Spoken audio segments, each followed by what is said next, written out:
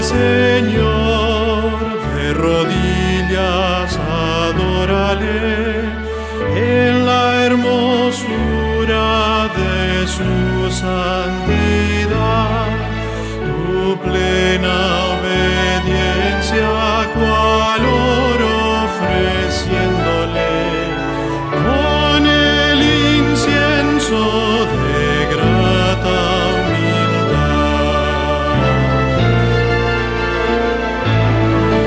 La carga del mal deposita hoy a sus pies, la llevará sobre su corazón.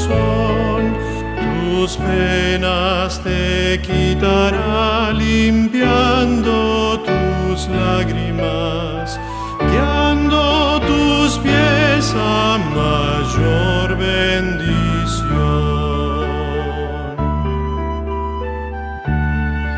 En sus santos atrios a donde convídate, aunque eres pobre no temas entrar.